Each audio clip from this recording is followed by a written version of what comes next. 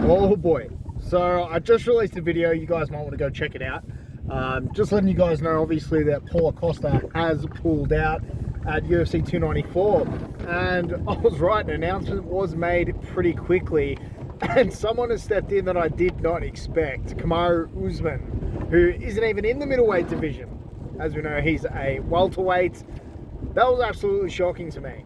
But it sort of makes sense when you consider that khamzat chimaev used to be in the welterweight division, and I think Kamaru Usman fancies his chances against him, but that is something that I did not expect. But I'm still really pumped for this card. You know, I'm more excited for this fight than I was for Paulo Costa to be in there, to be completely honest with you, because Kamaru Usman is one of the top tier wrestlers in the UFC today. You know, even like Bo Nickel, you know, he's right up there as well. And there's Kobe Covington, but this is going to be a massive test for Khamzat. A massive test.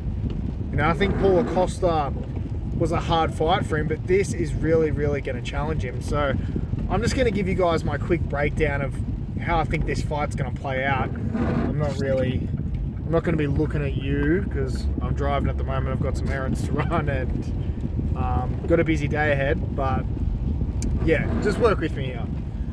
So, as we know, Kamaru Usman's dropped the title. Alright, so he dropped it quite some time ago against Leon Edwards, and he lost both of those fights. First one, he was winning the whole way, as we know, and he's been on the skid ever since. Now, the biggest thing with Kamaru Usman is, obviously, he's still a very high-level fighter, but his knees are so bad now. His knees are so bad that I'm hearing that he struggles to even walk on concrete. He's walking on grass, and he's walking backwards a lot of the time. I mean, it just seems very stupid to me that he is still fighting at this point. But we've just got some more breaking news that USADA are not going to be testing US athletes. There's just news everywhere. Everything's going on. And I'm just going to talk rubbish about all of it. So, I haven't prepared for this at all, by the way. I'm just talking absolute rubbish.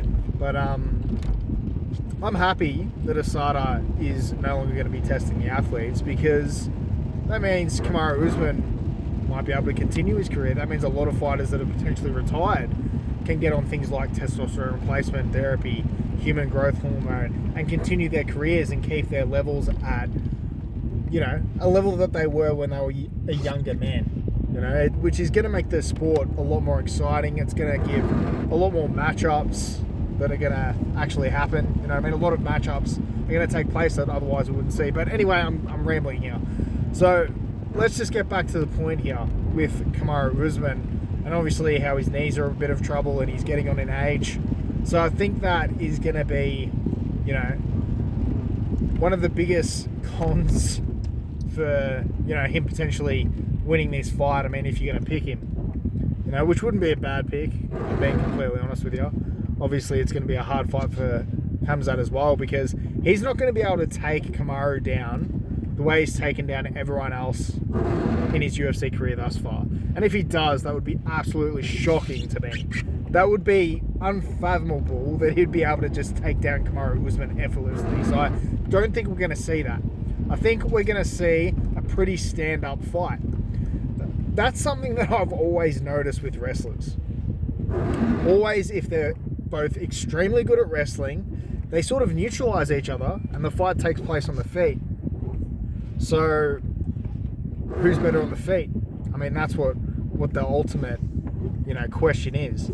And Khamzat Chimaev has youth on his side.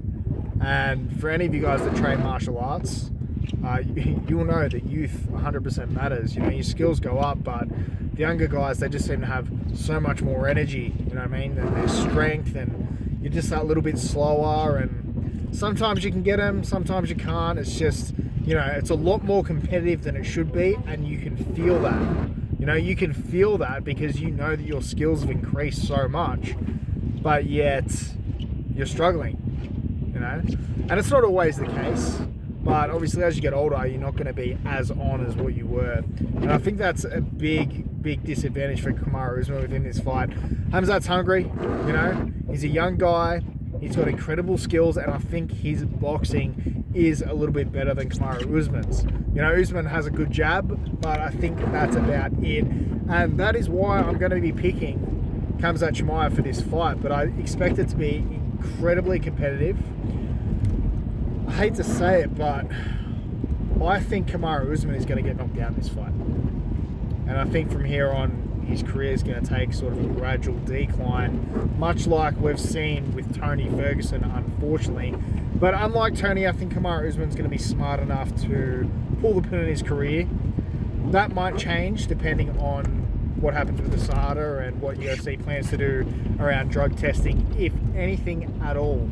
So I guess over the next few months it's going to be incredibly interesting. You know, the landscape has definitely changed within the UFC, and who knows how long it's going to change for.